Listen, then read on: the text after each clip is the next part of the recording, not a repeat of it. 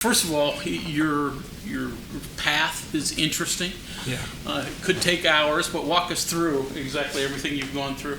Okay. Well, I guess I'll start from the beginning of my football career. I played my first season of high school football in the state of Washington, and then halfway through my freshman year of high school, I actually moved to Texas. And then from there, I enrolled early at the University of Miami in spring of 2017. I spent 3 seasons there, and then I played the past 2 seasons at Colorado State, and then I transferred here in January, and now I'm here. So all those moves difficult. I would think for a high school kid picking up and leaving that was tough, but you've done it in college too. Yeah, I'd say my childhood prepared me for all the moves I've had to make. My family's been very supportive, honestly, so it hasn't been that bad. But growing up, my dad, he would change jobs a lot, trying to better my family's position. So yeah, moving is nothing new to me, and I actually kind of enjoy it because I go to new places and I meet new people. So yeah, it's what brought me here, and I'm just happy to be here. What was it about here that you liked and kind of, your fit and everything? I would say it's a mixture. I mean, a mixture between the coaches, the other players here, and then all of the, I guess, the amenities they have to offer.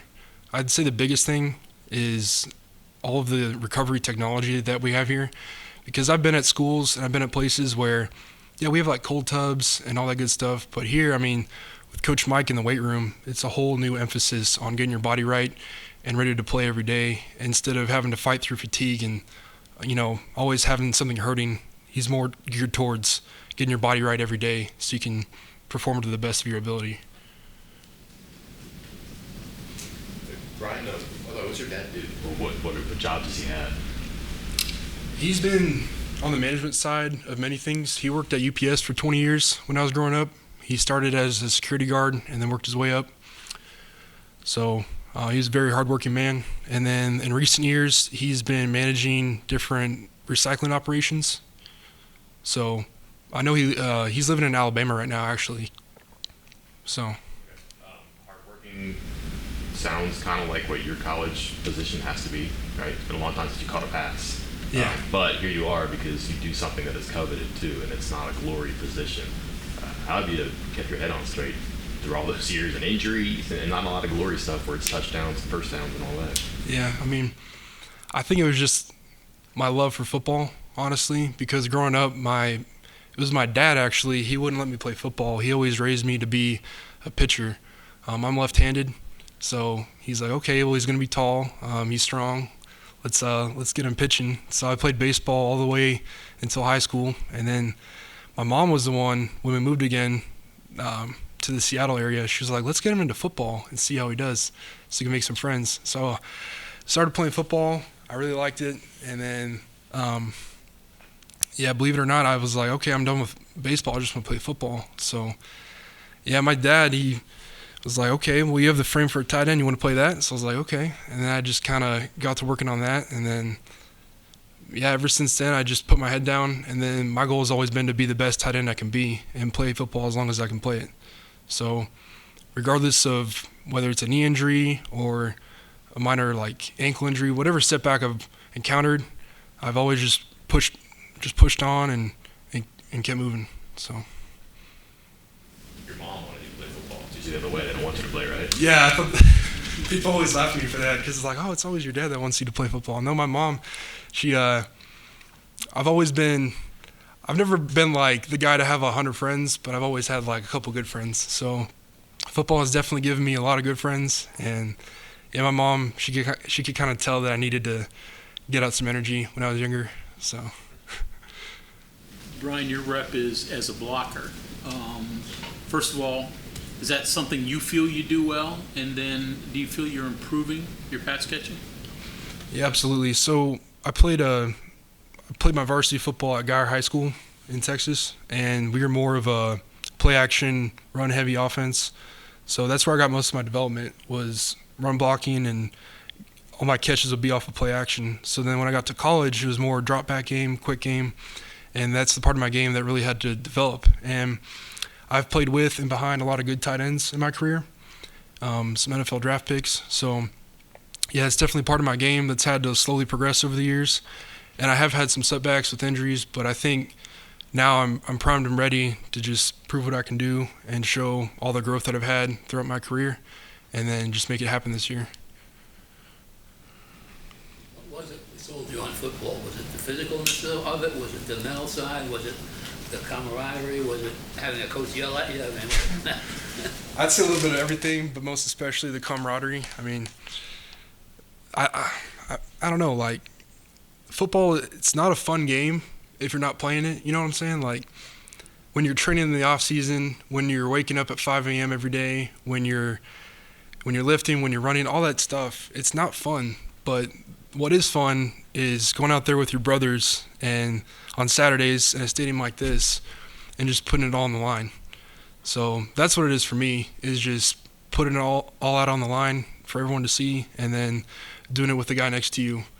Because after you go through everything together, it's a pretty beautiful thing when you come out on top. baseball too much standing around? Yeah, too many sunflower seeds, too much bubble gum, all that stuff.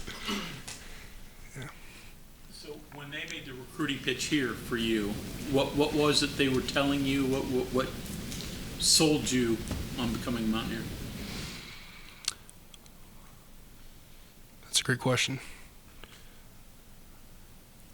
Well, first of all, I would say it made the most sense for me, honestly, because I've been in systems probably the past 3 seasons that were going to keep me in the same role that I've been in. And here I saw the opportunity to become more of a complete player.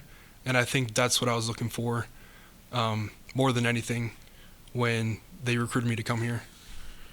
So expound on that a little bit more. So the role you've been in, so I assume that means blocking only? Blocking more than running routes. So I just want to be more of a balanced player to prove that I can do whatever I need to do. And I saw that on film. And yeah, that's what made me come here. So you've lived everywhere. I mean, Northeast, Texas, Colorado, Miami, West Virginia. I don't know if it's your first time here, but what do you think? Are you adapting to West Virginia? Yeah, absolutely. I got my driver's license here because I had to update it, so I'm technically a citizen. But yeah, my first time in West Virginia was when I moved here. So I just packed all my stuff up in a U-Haul, and then I towed it out here. And yeah, I've loved every minute here. So I'm very happy to be here. I know the people of the state have a lot of pride in being from West Virginia. And yeah, I'm proud to say that I live here. So it's a great place. I love it here. Yeah. How long of a drive is that? It took me a couple hours. Yeah, I drove from Fort Collins, and then I did it in 2 days. I took a pit stop in St. Louis, and then, yeah, I think it was like -5 degrees when I left Fort Collins. And then, yeah, it was pretty interesting driving with all my stuff in the car. But, yeah, I made it here safely. And then when I got here, it was snowing again. And then I'd never seen hills like we have here. But, yeah, it was pretty cool once I got here.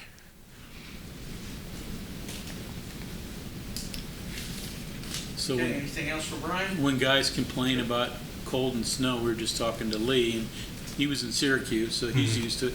You say that you should be in Colorado. This is nothing. Yeah, it's just different there. I mean, the altitude is one thing, but then once you add the element of the cold, it's pretty interesting. Because I think the coldest day we had there, we had a winter workout last spring where with wind chill was like -18. And I don't know if that's illegal, but we were out there. And then So you're outside, there's no indoor facility that you... we had an indoor, but Coach Adazio, he was big on toughness and not letting the elements get to us. So we embraced it, and then we were out there working out. So Some of the tight ends you mentioned, I think a lot of people think Miami, right? But Yes. McBride. Trey McBride, Okay, yes. yeah, a lot of fun playing that position. I'm guessing that's kind of what you envisioned. Yeah. What was like watching him last year, and kind of it sounds like you saw what that position could be, like, you know, a guy that could run around and do stuff too. Yeah. Did that influence like what you were looking for this time around? Yeah, absolutely. I mean, Trey's probably one of the most gifted athletes I've ever been around. I mean, he's freakishly strong. He's a smart football player, great player. He's an even better friend. But yeah, I've tried to emulate him ever since I got here. Just looking back on my time with him and everything that he did, He's always a guy putting in extra work. He was always a guy who was coachable and played every down as if it were his last down. So, yeah, I mean, I definitely want to be like Trey. I mean, I think everyone should. So, yeah, he's a great player.